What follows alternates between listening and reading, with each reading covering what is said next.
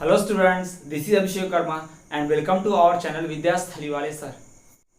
So students, आज हम आपके लेकर आए हैं एमपी बोर्ड क्लास 10th का chapter number 13 functioning of Indian democracy का 4th वीडियो लेक्चर। जी हाँ स्टूडेंट, सीरीज के इस 13th chapter functioning of Indian democracy का हम ऑलरेडी 3 वीडियो लेक्चर ला चुके हैं, जिसमें हमने बात की है फेडरल फॉर्म ऑफ गवर्नमेंट की, characteristics of federal form of government की, साथ ही साथ हमने लेजिस्लेचर के फंक्शंस की भी बात की है। और आज स्टूडेंट्स हम बात करने वाले हैं इंडियन पार्लियामेंट के बारे में और उसके जो पार्ट्स हैं यानी कि लोकसभा और राज्यसभा, उनका भी डिस्कशन हम करेंगे। तो आज का वीडियो बहुत ज़्यादा अमेजिंग, इंटरेस्टिंग और पॉलिटिकल नॉलेज से भरा हुआ होगा स्टूडेंट, तो वीडियो के अंत तक जरूर बने रहेगा। तो चलिए बिना कोई समय गवाए आज के इस अमेजिंग वीडियो को हम शुरू करते हैं। सो स्टूडेंट्स, जैसा कि हमने अपने पिछले वीडियो में थोड़ा सा इंट्रोडक्टरी पार्ट पढ़ा था कि इंडिया का जो लेजिस्लेचर है वो क्या है, पार्लियामेंट है। और उस पार्लियामेंट के 2 हाउस है। पार्लियामेंट में बैठने वाले मेंबर्स को कहते हैं मेंबर ऑफ पार्लियामेंट यानी कि सांसद। उन्हें चुना जाता है इलेक्शन के द्वारा। कौन चुनता है? पीपल। तो स्टूडेंट्स, अब हम बात करते हैं लेजिस्लेचर की नहीं, अब हम बात करते हैं इंडियन पार्लियामेंट की। पिछले वीडियो में जब हमने देखा तो इंडियन लेजिस्लेचर का इंट्रोडक्शन था। अब हम बात करेंगे इंडियन पार्लियामेंट की। तो स्टूडेंट्स, जो इंडिया का पार्लियामेंट है उसे संसद कहा जाता है, ये तो आपने देखा, इसके पहले ही हमने इस बात को पढ़ा। तो जो भारत का संसद भवन है, इंडिया का जो पार्लियामेंट है, वो किन चीजों से मिलकर बना हुआ है? It comprises of. तो स्टूडेंट्स, ये जो पार्लियामेंट है उसमें आता है अपर हाउस। अपर हाउस हमने पढ़ा था, किसका नाम है? काउंसिल ऑफ स्टेट्स यानी कि राज्यसभा का। और इसमें कौन है? राज्यसभा भी है, यानी कि क्या सॉरी लोकसभा भी है, यानी जिसे कहते हैं लोअर हाउस। अपर हाउस मतलब राज्यसभा, लोअर हाउस मतलब लोकसभा। और तो और स्टूडेंट्स, इसमें प्रेसिडेंट भी होता है। कौन होता है? प्रेसिडेंट भी होता है। जी हाँ, प्रेसिडेंट भी होता है। तो ये सारे मिलके किसके पार्ट होते हैं? पार्लियामेंट के। These are the integral part. और ये जो प्रेसिडेंट है, ये प्रेसिडेंट हेड होता है, ही इज द हेड। वही पार्लियामेंट को कंट्रोल करता है। ये पार्लियामेंट का पार्ट ना होते हुए भी पार्लियामेंट को कंट्रोल करता है। स्टूडेंट्स, ये ना अपर हाउस में रहता है ना लोअर हाउस में। प्राइम मिनिस्टर्स हो गए, काउंसिल ऑफ मिनिस्टर हो गए, सारे नेता किसी ना किसी हाउस में होंगे, या तो लोअर हाउस में होंगे या फिर अपर हाउस में होंगे। लेकिन प्रेसिडेंट जो है वो इन दोनों में से किसी हाउस में नहीं रहता। जी हाँ स्टूडेंट्स, वो हाउस को बाहर से कंट्रोल करता है। दोनों हाउस की अगर मीटिंग बुलानी हो एक साथ और दोनों हाउस को कोई मैसेज देना हो, संदेश देना हो, तो कौन करता है? प्रेसिडेंट। प्रेसिडेंट जो होता है ये हेड होता है। और स्टूडेंट्स, ये जो पार्ट हम आपको बता रहे हैं ये इंटीग्रल पार्ट है। इंटीग्रल पार्ट है हमारे किसका? कॉन्स्टिट्यूशन का। इंटीग्रल पार्ट है हमारे कॉन्स्टिट्यूशन बोले इंडियन पार्लियामेंट का। तो Indian parliament comprises of upper house, lower house and the president. जी हाँ स्टूडेंट्स, अपर हाउस मतलब कि राज्यसभा, लोअर हाउस मतलब लोकसभा, और प्रेसिडेंट, ये तीनों को मिलाकर ही बनता है क्या? Indian parliament. इंडियन पार्लियामेंट में प्रेसिडेंट का भी रोल रहता है। स्टूडेंट्स, अक्सर स्टूडेंट्स कई बार कंफ्यूज होते हैं कि हाउस के तो 2 ही पार्ट है, हमारा जो पार्लियामेंट है उसके 2 ही भाग है, लोकसभा राज्यसभा, तीसरा तो कुछ है ही नहीं। तो इसका ये मतलब नहीं है कि 2 ही से कंप्राइज होता है, प्रेसिडेंट से भी कंप्राइज होता है क्या? Indian parliament. और प्रेसिडेंट, ये तीनों जो है ना, ये इंटीग्रल पार्ट है इंडियन पार्लियामेंट के। इंडियन पार्लियामेंट बिना इन तीनों के चल नहीं सकता। तो आपको ध्यान क्या रखना है स्टूडेंट्स कि Indian parliament comprises of upper house, lower house and the president. President is the actually head of parliament. जी हाँ, ये हेड ऑफ पार्लियामेंट होता है, वो इंटीग्रल पार्ट है इंडियन पार्लियामेंट का। भले ही वो आइदर ऑफ द हाउस का मेंबर नहीं है, मतलब ना ही अपर हाउस का ना ही लोअर हाउस का, he is neither is the head of upper house और lower house, member of upper house और लोअर हाउस। ये ना ही किसी अपर हाउस का मेंबर है ना ही लोअर हाउस का, ना किसी का हेड है। ये फिर भी हमारे पार्लियामेंट का बहुत ही इंटीग्रल और मुख्य भाग है। और ये क्या करता है? कंप्राइज करता है पूरे पार्लियामेंट को, इंडियन पार्लियामेंट को। और ये हेड होता है इंडियन पार्लियामेंट का, यानी बाहर से कंट्रोल करता है। अक्सर टीचर्स पढ़ाना ये भूल जाते हैं कि पार्लियामेंट का एक भाग प्रेसिडेंट भी होता है। अक्सर यही पढ़ा जाता है, बुक्स में भी लिखा होता है, क्लियरली मेंशन नहीं होता कि प्रेसिडेंट भी पार्ट है। बस इतना लिख देते हैं कि पार्लियामेंट जो होता है उसके 2 भाग हैं, लोकसभा राज्यसभा। बस लोकसभा को अपर हाउस लोअर हाउस बोल देते हैं, राज्यसभा को अपर हाउस बोल देते हैं। तो बच्चे कंफ्यूज होते हैं। स्टूडेंट्स यही बार में ध्यान रखते हैं कि पार्लियामेंट में तो 2 ही भाग है, अपर हाउस लोअर हाउस, तो ये तीसरा कहां से आ जाता है? जी हाँ स्टूडेंट्स, ये इन दोनों हाउस में नहीं रहता लेकिन बाहर से कंट्रोल करता है। यानी कि अगर हमको बताएं कि तो ये पार्लियामेंट है, क्या है ये? पार्लियामेंट। और इस पार्लियामेंट में 2 हाउस है, एक है लोकसभा और दूसरा है राज्यसभा। ये लोकसभा और राज्यसभा। और इस पार्लियामेंट का जो हेड होता है ना, और ये है क्या? पार्लियामेंट। क्या है ये? पार्लियामेंट है। और इस पार्लियामेंट का जो हेड है वो कौन है? प्रेसिडेंट है। जी हाँ, इस पार्लियामेंट का हेड कौन है? प्रेसिडेंट, वही प्रेसिडेंट जो है इस पूरे को कंट्रोल करके रखता है। तो इस तरह से आप देख पा रहे होंगे स्टूडेंट की प्रेसिडेंट ने कंट्रोल किया पूरे पार्लियामेंट को। पार्लियामेंट के अंदर दो भाग है, लोकसभा राज्यसभा, यानी प्रेसिडेंट अलग नहीं है। इस पूरे को मिला के हम इंडियन पार्लियामेंट बोलते हैं, याद रखिए। सिर्फ इन दो से पार्लियामेंट नहीं बनता है ना, ये प्रेसिडेंट लोकसभा राज्यसभा तो है ही, साथ साथ प्रेसिडेंट, यानी इन तीनों को ऐसा मिला के क्या बनता है, हमारा इंडियन पार्लियामेंट कंप्राइज होता है, फंक्शन करता है। तो आप हमेशा ध्यान रखिएगा, कभी कंफ्यूज मत होइएगा कि प्रेसिडेंट कौन है। President is the integral part of Indian parliament. तो ये स्टूडेंट्स होगा जनरल इंट्रोडक्शन इंडियन पार्लियामेंट के बारे में। चलिए हम डिटेल में स्टडी करते हैं एक एक करके सेपरेटली लोकसभा राज्यसभा के बारे में। तो सबसे पहले हम बात करेंगे लोकसभा की। सो स्टूडेंट्स, हम सबसे पहले बात करेंगे हमारे पार्लियामेंट के पहले पार्ट की, जिसका नाम है लोकसभा। तो चलिए देखते हैं क्या है लोकसभा। स्टूडेंट्स, सबसे पहले कुछ खास बातें हम जान लेते हैं लोकसभा के बारे में। लोकसभा में कौन लोग बैठते हैं, उनकी क्वालिफिकेशन क्या होनी चाहिए, इसका डिस्कशन हम बाद में करेंगे। पहले हम समझ तो लें कि लोकसभा क्या होती है। तो लोकसभा क्या होती है, देखिए लोकसभा को एक और नाम से जानते हैं, जी हाँ, it is also known as, याद रखिएगा, बार बार एग्जाम में, अक्सर आपके एमपी बोर्ड के 10th के एग्जाम में बार बार ऑब्जेक्टिव में पूछा गया है कि लोकसभा का दूसरा नाम क्या है। तीनों नाम आपको पता होना चाहिए। It is also known as house of people, also known as house of people, इसे हाउस ऑफ पीपल कहते हैं, और लोअर हाउस, जी हाँ, या फिर लोअर हाउस भी कहते हैं। हाउस ऑफ पीपल तो बोलते ही बोलते हैं, साथ ही साथ लोअर हाउस। अब आप जान लीजिए कि इसे हाउस ऑफ पीपल और लोअर हाउस की बोलते हैं। हाउस ऑफ पीपल मतलब जब भी लोकसभा के जो लोग होते हैं, जितने भी मेंबर्स हैं लोकसभा में, जितने भी मिनिस्टर बैठते हैं, उन नेताओं को डायरेक्टली हम पीपल चुनते हैं। यानी चुनाव होता है, चुनाव में नेता खड़े होते हैं, उम्मीदवार खड़े होते हैं, है ना, वो कैंडिडेट जिन्हें, और जिस कैंडिडेट को ज्यादा वोट मिल जाते हैं वो कैंडिडेट जीत जाता है, नेता बन जाता है, मिनिस्टर और पार्लियामेंट में आकर बैठता है। तो उस नेता को डायरेक्टली किसने चुना, हमने। और वो किसके लिए काम करेगा, हमारे लिए काम करेगा। वो हमारे लिए ही पॉलिसीज फॉर्म करेगा, रूल्स रेगुलेशन एंड लॉज बनाएगा। यानी कि लोकसभा के और भी नाम है। It is also known as house of people और लोअर हाउस। जी हाँ, लोकसभा का क्या नाम है, हाउस ऑफ पीपल और लोअर हाउस। यानी कि लोकसभा के इस पार्ट के 3 नाम हो गए, एक तो लोकसभा, एक तो हाउस ऑफ पीपल और तीसरा लोअर हाउस। लोअर हाउस क्यों बोलते हैं, क्योंकि ये एकदम निचले स्तर से जुड़ा है। लोअर पीपल एंड कॉमन आदमी जो होता है एकदम लोअर, वो भी वोट देता है, गरीब से गरीब आदमी भी। ठीक, तो इसके 3 नाम हो गए। चलिए दूसरा याद रखिए। दूसरी बात ये कि लोकसभा में टोटल इट हैज 545 मेंबर्स। जी हाँ, इसमें टोटल 545 मेंबर्स होते हैं। लोकसभा में कितने टोटल मेंबर्स हैं, 545 मेंबर्स होते हैं टोटल। याद रखिएगा, अक्सर एग्जाम में पूछा जाता है। एक एक पॉइंट एक एक ऑब्जेक्टिव का रूप है। यहाँ जितने भी हम पॉइंट पढ़ेंगे अभी, वो एक एक पॉइंट एक एक ऑब्जेक्टिव का रूप है। तो आपको बहुत ही डिटेल में ध्यान रखना है, आपको बहुत आसान है याद रखना। नाम तो बहुत आसान है, हाउस ऑफ पीपल भी बोलते हैं, लोअर हाउस भी बोलते हैं, लोकसभा भी बोलते हैं। यानी इसके 3 नाम है, लोकसभा, हाउस ऑफ पीपल और लोअर हाउस।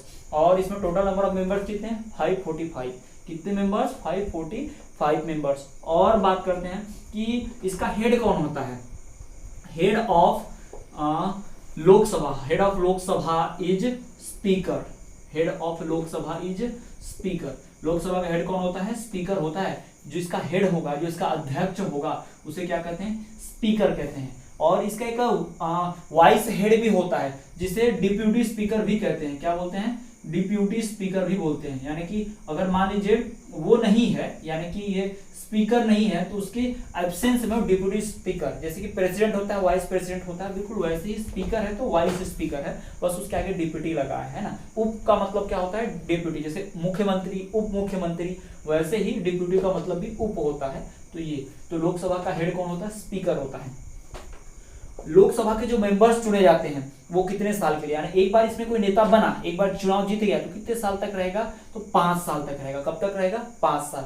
यानी इस लोकसभा की अवधि कब तक रहती है, टेन्यूर जो रहता है, टाइम पीरियड कितना होता है, 5 ईयर का। It's tenure, it's tenure. Tenure का मतलब होता है टाइम पीरियड, मतलब टाइम पीरियड कब तक रहेंगे, कब तक नेता बने रहेंगे एक बार जीतने के बाद। इट्स टाइम पीरियड यानी कि अवधि है ना।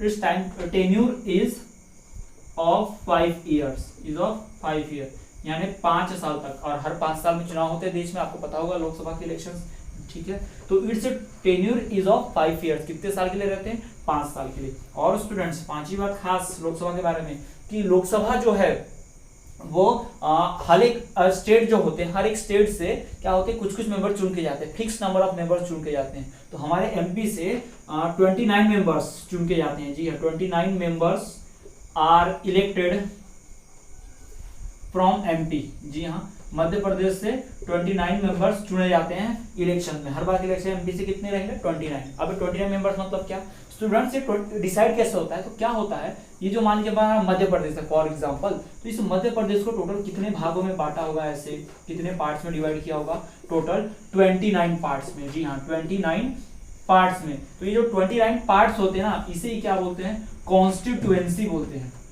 क्या बोलते हैं, कॉन्स्टिट्यूएंसी, यानी कि चुनावी क्षेत्र बोलते हैं, इसे चुनावी क्षेत्र बोलते हैं, चुनावी क्षेत्र बोलते हैं। ठीक है, यानी कि इस एक फील्ड से एक आदमी चुनाव हो जाता है, यानी इतना बड़ा एरिया है तो ऐसे एक ही नेता चुनेंगे, वो नेता सिर्फ अपने एरिया का काम करेगा, फिर दूसरा नेता यहाँ से चुना जाएगा, वो अपने एरिया का काम करेगा। तो इसे ही क्या बोलते हैं, कॉन्स्टिट्यूएंसी। स्टूडेंट्स, एक नेता के लिए इतना बड़ा एरिया संभालना बहुत मुश्किल होता, इसीलिए क्या किया गया है, इस पूरे एरिया को अलग अलग पार्ट में बांट दिया गया है। इन पार्ट को कहते हैं कॉन्स्टिट्यूएंसी, चुनावी क्षेत्र कहते हैं, और हर क्षेत्र से एक आदमी चुना जाता है। तो टोटल एमपी में कितनी कॉन्स्टिट्यूएंसी है, 29। तो जितने भी स्टेट्स होंगे, किसी स्टेट में 10, किसी में 11, किसी में 30, 32, ऐसे मिला कर टोटल कितने मेंबर हो जाते होंगे, 545 मेंबर हो जाते होंगे। फिर बात आता है स्टूडेंट कि स्पीकर कैसे चुनते हैं, ये हेड कैसे चुनता है। स्टूडेंट्स, जब 545 मेंबर जीत जाते हैं, जब ये पूरे पार्लियामेंट भर जाता है, चुन लिए जाते हैं, तो ये लोग आपस में वोटिंग करते हैं 545, और इसमें से कुछ लोग अपने आप को मतलब आगे करते हैं कि ये हमारा नेता रहेगा। तो कई लोग चुनाव में खड़े होंगे, जैसे 5 लोग इस 545 में से सामने आ रहे हैं, हम पांचों को हेड बनना है, तो वोटिंग होगा। तो वोटिंग में जिसको सबसे ज्यादा वोट मिलेंगे वही क्या बन जाएगा, स्पीकर बन जाएगा। फिर डिप्यूटी स्पीकर के अलग से वोटिंग होगी, उसमें जो जीतेगा वो क्या डिप्यूटी स्पीकर बन जाएगा। तो इस तरह से स्टूडेंट्स लोकसभा जो है कंप्राइज होती है। ये लोकसभा के हमने यहाँ पर क्या लिखे हैं, कुछ स्पेशलिटी खासियतें लिखी है। तो लोकसभा क्या है, उसका और भी नाम है, it is also known as house of people या फिर लोअर हाउस। फिर इट हैज 545 मेंबर्स। कितने मेंबर्स होते हैं, 545 मेंबर्स। लोकसभा का हेड कौन होता है, स्पीकर, या और उसमें स्पीकर के एब्सेंस में कौन वर्क करता है, डिप्यूटी स्पीकर। और पांचवी बात, इट्स जो time period is of 5 years. जी हाँ, इसका जो टेन्यूर होता है, काम करने की अवधि होती है, 5 सालों की होती है। यानी इसमें चुना गया नेता कितने साल तक काम करेगा, कितने साल तक वो नेता रहेगा, कितने साल तक वो पार्लियामेंट में रहेगा, तो 5 सालों तक। ये बात हुई किसकी, हमने बात कर ली लोकसभा के मेंबर की, कितने सालों तक वो रहेगा। और स्टूडेंट्स, यहाँ पर बात हो रही है कि एमपी से कितने लोग रहते हैं, ये अक्सर पूछा जाता है। एमपी बोर्ड है आपका, तो एमपी बोर्ड के बोर्ड एग्जाम में अक्सर पूछा जाता है कि how many members are elected from Madhya Pradesh in Lok Sabha election, या इन लोकसभा, इन पार्लियामेंट। तो आपको बताना पड़ेगा 29। जी हाँ, 29 मेंबर्स चुने जाते हैं लोकसभा के लिए हर चुनाव में। कहां से, एमपी से, क्योंकि पूरा एमपी जो 29 कॉन्स्टिट्यूएंसी में बटा हुआ है, 29 पार्ट्स में, और हर एक कॉन्स्टिट्यूएंसी से एक चुना जाता है। तो स्टूडेंट्स, ये तो हो गई लोकसभा की खास बात कि लोकसभा क्या है, उसके कुछ स्पेशलिटीज क्या है। अब हम पढ़ने जा रहे हैं कि लोकसभा के मेंबर बनने की क्वालिफिकेशन, यानी जो 545 मेंबर चुने जाते हैं, आपको उसका मेंबर बनना है, तो आपके पास क्वालिफिकेशन क्या होनी चाहिए, आप किस लायक होनी चाहिए, आपके पास कौन सा स्पेशलिटी खास बात होनी चाहिए जिससे आप इस मेंबर के हकदार बन सके, आप इसके मेंबर बन पाए, चुनाव में खड़े होने के लायक हो। कैसे होगा ये सब, तो चलिए हम जानते हैं qualification of the members of Lok Sabha. तो स्टूडेंट्स, चलिए अब हम बात करते हैं कि लोकसभा का मेंबर बनने की क्या क्वालिफिकेशंस होती हैं। तो देखिए, qualifications for the members of Lok Sabha. Lok Sabha का मेंबर बनने के लिए ही और शी शुड हैव, स्टूडेंट्स ही और शी बोला, इसका ये मतलब नहीं कि थर्ड जेंडर को नहीं है, थर्ड जेंडर को भी परमिशन है कि वो चुनाव में खड़ा हो, वो भी पार्ट ले, जीते तो मेंबर बन सकता है, कोई रोक नहीं है। हमारे यहाँ जेंडर के आधार पर कोई भेदभाव नहीं होता है। Indian constitution does not discriminate anyone on the basis of gender. तो हमारा संविधान जेंडर के बेस पे किसी को डिस्क्रिमिनेट नहीं करता, चाहे वो मेल हो, फीमेल हो, या थर्ड जेंडर ही क्यों ना हो, पार्टिसिपेट कर सकते हैं इलेक्शन में। तो वो उसी को ध्यान रखते हुए चलिए अब देखते हैं। सबसे पहली बात, कि जो भी पर्सन होगा वो इंडिया का सिटीजन होना चाहिए, और she should be citizen of India, should be citizen of India. वो क्या होना चाहिए, हमारे देश का, भारत का नागरिक होना चाहिए, should be citizen of India. अगर वो भारत का नागरिक नहीं है तो चुनाव तो लड़ ही नहीं सकता, याद रखिए। अगर वो भारत का नागरिक है तो ही चुनाव लड़ेगा, तो ही लोकसभा का मेंबर एमपी बनेगा, तो ही नेता बनेगा। ही और she should be citizen of India, ये आपको ध्यान रखना है, ही और she should be citizen of India. ये हम आपको बता दें, जितने भी पोस्ट होगी, चाहे लोकसभा का मेंबर हो, राज्यसभा हो, प्राइम मिनिस्टर बनना हो, प्रेसिडेंट बनना हो, जज बनना हो, कोई भी पोस्ट होगा, वरना वगैरह कुछ भी हो ना, चीफ मिनिस्टर की भी, उन सभी पोस्ट के लिए ये बहुत ही मस्ट है, इंपॉर्टेंट है। सबसे आपको कुछ आए ना एग्जाम में, आपको एग्जाम में लिखने अक्सर आता है, पूछ देता है कभी कभी, what are the qualification of prime minister. Prime minister बनने के क्या क्वालिफिकेशन होनी चाहिए, तो पहला तो ये आएगा सब में कि वो इंडिया का सिटीजन होना चाहिए। आंख बंद करके लिख दीजिए, सब में से होगा, कोई गलत नहीं दे सकता। तो इंडिया में पॉलिटिक्स में भाग लेने के लिए, मेंबर बनने के लिए, नेता बनने के लिए आपको इंडिया का सिटीजन होना बहुत जरूरी है। तो पहला यही, ही और she should be citizen of India. ठीक, तो ये हो गया। दूसरा क्वालिफिकेशन क्या, ही और she must be above, must be 25, must be age of 25 or more, 25 या उससे ज्यादा का, 25 साल है उससे ज्यादा का होना चाहिए, मिनिमम 25 तो होना ही चाहिए। उससे ज्यादा कितना भी चलेगा, कोई लिमिट नहीं है कि 100 है, 90 है, कोई लिमिट नहीं है, लेकिन मिनिमम लिमिट है, मैक्सिमम कोई लिमिट नहीं है। अगर कोई पर्सन हमारे यहाँ 25 साल का है या उससे ऊपर का है तो ही वो लोकसभा का मेंबर बन सकता है। स्टूडेंट्स, वोट देने की जो एज है, यूनिवर्सल एडल्ट फ्रेंचाइज जो हम वोट देते हैं वो 18 साल है। हम 18 साल में वोट तो दे सकते हैं, लेकिन 18 साल में एमपी मेंबर ऑफ पार्लियामेंट नहीं बन सकते। एमपी बनने के लिए क्या करना होता है, आपको 25 साल या उससे ज्यादा की एज अटेंड करनी होती है ना। ही और she should have 25 or more years of as, 25 साल या उससे ज्यादा का होना चाहिए। तो ये दो क्वालिफिकेशन हो गई। ठीक स्टूडेंट्स, ये वैरी करता है, लोकसभा के इलेक्शन में 25 है तो यही राज्यसभा के लिए बढ़ जाएगा, 30 हो जाएगा, तो राज्यसभा के लिए ज्यादा एज लगती है। और वहीं प्राइम मिनिस्टर बनने के लिए 35 ईयर्स की एज लगती है। जी हाँ, प्राइम मिनिस्टर बोले, सॉरी, प्रेसिडेंट बनने के लिए। तो इस तरह से एजेस जो होती है बढ़ते रहती है। तो आपको ध्यान रखना है, अलग अलग पोस्ट के लिए, अलग अलग टाइप ऑफ मेंबर्स के लिए अलग अलग क्वालिफिकेशंस हैं। हमने पहला देखा कि किसी भी को अगर लोकसभा का मेंबर बनना है, किसी भी पर्सन को, तो उस पर्सन को क्या होना होगा, should be citizen of India, he और she should be citizen of India. उसे भारत का नागरिक होना जरूरी है, भारत का नागरिक होना अनिवार्य है, सिटीजन होना ही पड़ेगा इंडिया का। दूसरा कि उसकी जो उम्र है वो या तो 25 साल होनी चाहिए या फिर उससे ज्यादा, ही और she should be 25 years of age or more, 25 साल या उससे ज्यादा होनी चाहिए। तीसरी बात, ही और she should not have been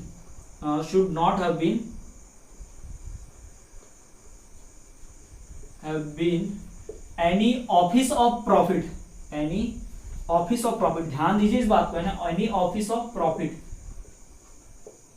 यानी उसे सरकार से कहीं और से फायदा, ऑफिस ऑफ प्रॉफिट यानी कहीं और से उसे, जैसे कोई गवर्नमेंट जॉब पे तो नहीं है ना, सेंटर स्टेट में या सेंटर की गवर्नमेंट में या स्टेट की गवर्नमेंट, कहीं गवर्नमेंट जॉब पे तो नहीं है। अब any office of profit from centre और गवर्नमेंट, फ्रॉम सेंटर और स्टेट गवर्नमेंट, सेंटर या फिर स्टेट गवर्नमेंट से, ऐसा तो नहीं है आप गवर्नमेंट से पैसे ले रहे हैं, गवर्नमेंट टीचर हैं, आप इलेक्शन में खड़े हो रहे हैं, जीत रहे हैं, और आप गवर्नमेंट टीचर का भी पैसा ले रहे हैं और मिनिस्टर बनने का भी, तो ऐसा नहीं हो सकता। आपको क्या करना पड़ेगा, टीचर की जॉब छोड़नी पड़ेगी और मिनिस्टर इसमें आ रहे हैं। तो स्टूडेंट, ध्यान देने वाली बात क्या है कि पर्सन को सिटीजन ऑफ इंडिया होनी चाहिए। दूसरी बात, उसकी एज 25 या उससे ज्यादा होनी चाहिए। तीसरी बात कि वो पर्सन को किसी भी तरह का ऑफिस ऑफ प्रॉफिट यानी कहीं भी सरकारी फायदा उसे नहीं मिलते रहना चाहिए। किसी भी सरकारी पोस्ट, गवर्नमेंट जॉब की पोस्ट पे वो नहीं होना चाहिए, चाहे वो सेंट्रल गवर्नमेंट की पोस्ट पे हो या फिर स्टेट गवर्नमेंट की, किसी भी ऐसे पोस्ट पे नहीं होना चाहिए। यानी कि उसके पास गवर्नमेंट जॉब नहीं होनी चाहिए, कोई सरकारी फायदा उसे नहीं मिलता रहना चाहिए, तब जाके वो मेंबर बन सकता है लोकसभा का, उसमें इलेक्शन में पार्ट ले सकता है। ठीक। चौथी बात, कोई भी ऐसा पर्सन जो शुड नॉट डिक्लेयर्ड अनफिट, है ना, किसी भी कोर्ट के द्वारा ये नहीं कहा गया हो कि वो पर्सन क्या है कि अनफिट है इलेक्शन में भाग लेने के लिए। कई बार कुछ लोग ऐसे होते हैं जो क्राइम कर देते हैं, जुर्म कर देते हैं, धोखाधड़ी, करप्शन करते हैं, तो कोर्ट उनको सजा सुनाती है कि आने वाले कुछ समय तक आप इलेक्शन में पार्टिसिपेट नहीं कर सकते, आप नेता नहीं बन सकते। ठीक है, तो यही बातें बताई है, ही और she should not declare unfit from any court, from any contempt of court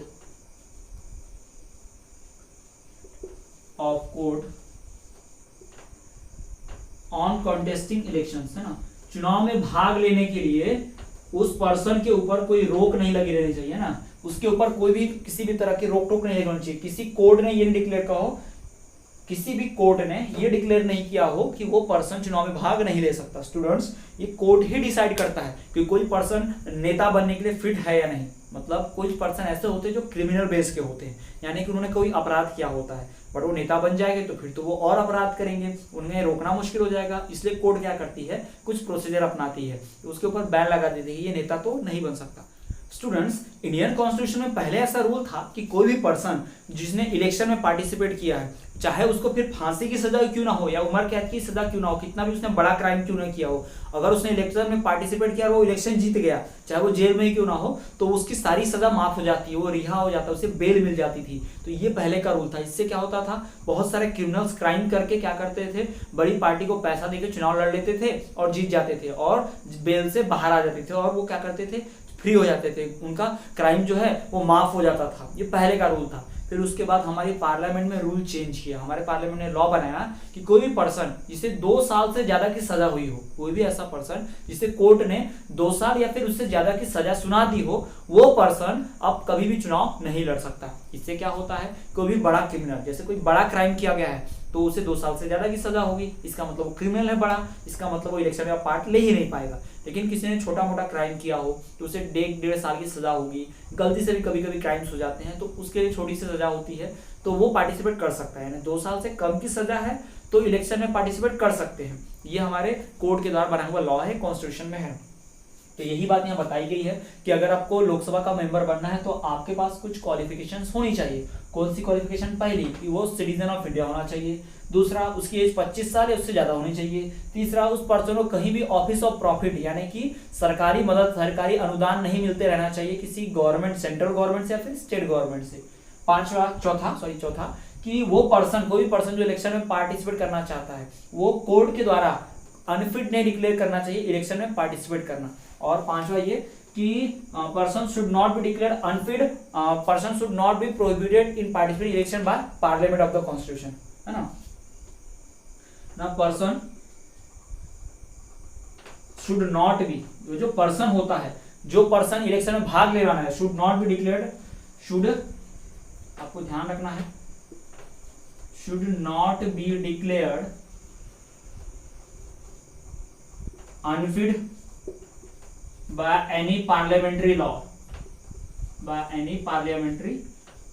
जैसा कि मैंने अभी आपको बताया कि 2 साल से ज्यादा की सजा हुई है तो वो पार्लियामेंट का लॉ है। हमारे पार्लियामेंट में लॉ बना था, यानी कि कोई भी पर्सन अगर इन क्वालिफिकेशन को पूरा करता है तो वो इलेक्शन में पार्टिसिपेट कर सकता है, चुनाव लड़ सकता है, लोकसभा का नॉमिनेशन कर सकता है, नामांकन कर सकता है, फॉर्म भर सकता है, एडमिशन फॉर्म, फिर उसका प्रोसीजर होगा, इलेक्शन में वोटिंग होगी, जीतेगा तो फिर वो मेंबर बन जाएगा पार्लियामेंट का, नहीं जीता तो नहीं बनेगा। तो स्टूडेंट्स, ये बात कर रहे हमने लोकसभा की और लोकसभा के क्वालिफिकेशन की। तो चलिए अब हम बात करते हैं लोकसभा के फंक्शंस की, क्या क्या फंक्शंस होते हैं लोकसभा के।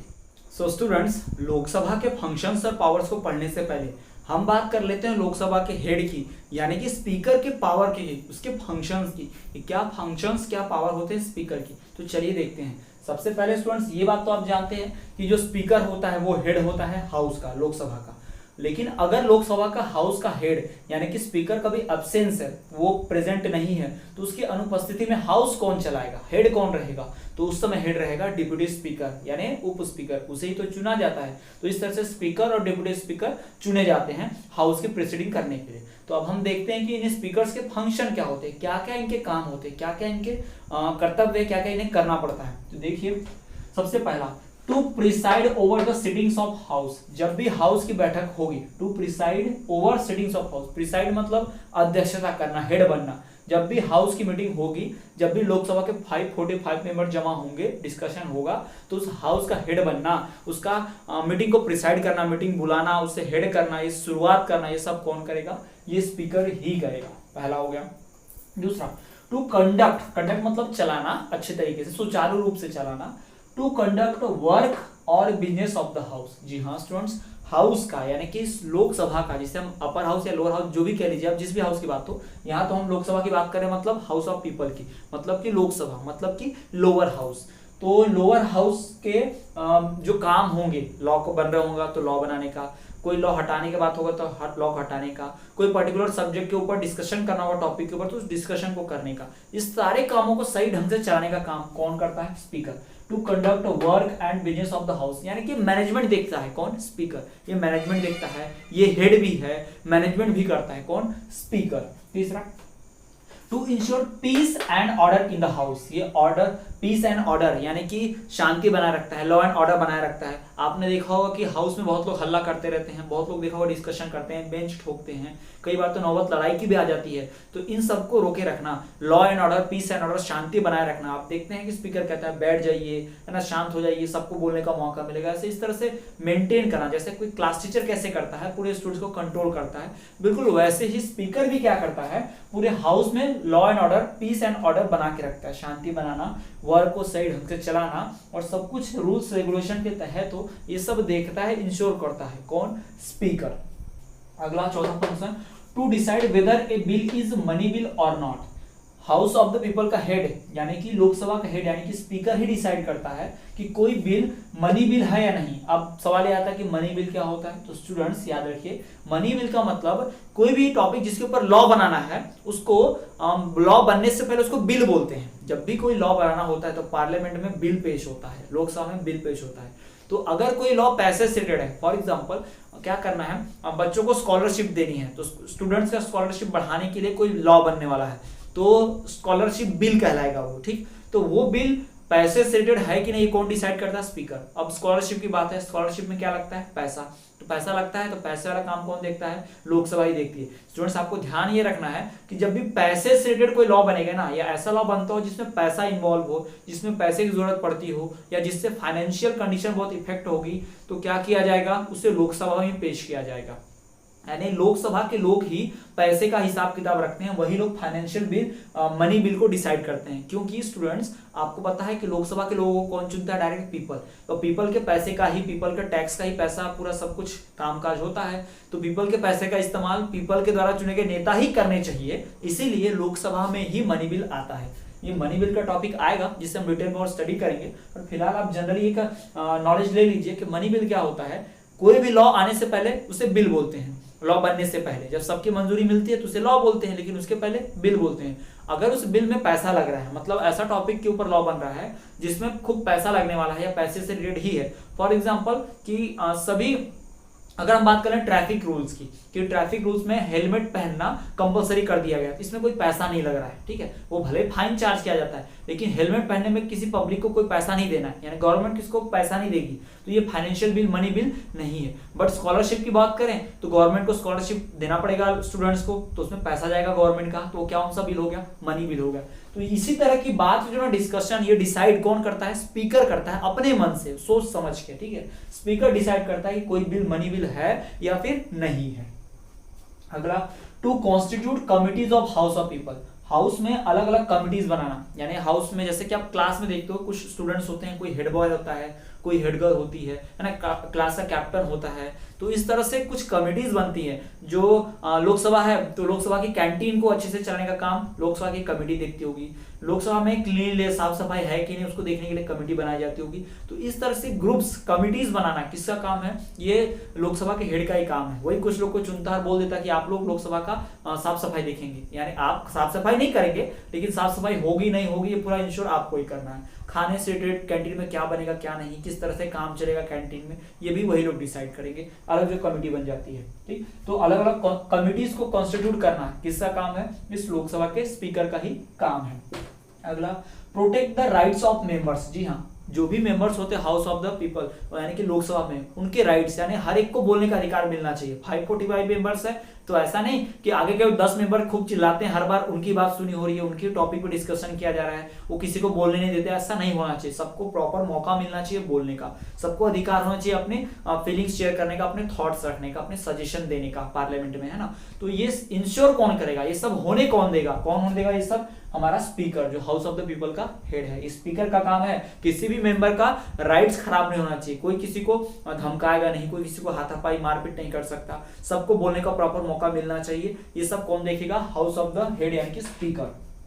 आखिरी, to allocate time for discussion on a subject. किसी भी टॉपिक के ऊपर कब डिस्कशन होगा, कितने देर डिस्कशन होगा, इसका टाइम अलॉटमेंट यानी समय निर्धारण, ये भी कौन करेगा? स्पीकर ही करता है। कि कल चर्चा होगी स्कॉलरशिप वाले बिल पे, कल सबको डिस्कशन होगा, कल सब लोग इस पे डिस्कस करेंगे 1 घंटे तक, है ना। आपने अगर लोकसभा टीवी देखा होगा तो उसमें आता है क्वेश्चन आवर आता है ना। फिर उसमें 0 हॉर भी रहता है। क्वेश्चन आवर में मतलब सवाल पूछे जाते हैं, नेता लोग खड़े होते हैं, बार बार मिनिस्टर सवाल पूछते हैं कि ऐसा काम अभी तक क्यों नहीं हुआ, ऐसा क्यों नहीं हुआ। फिर 0 हॉर में क्या होता है, जवाब दिए जाते हैं कि किसने हमने ये काम किया था, किसने सवाल पूछा कि आपने अभी तक बच्चों के लिए क्या किया, तो दूसरा नेता जो होगा वो आएगा, जवाब देगा कि हमने इतना किया है, हमने इतने पैसे खर्च किए। इस तरह की चीजें होती हैं।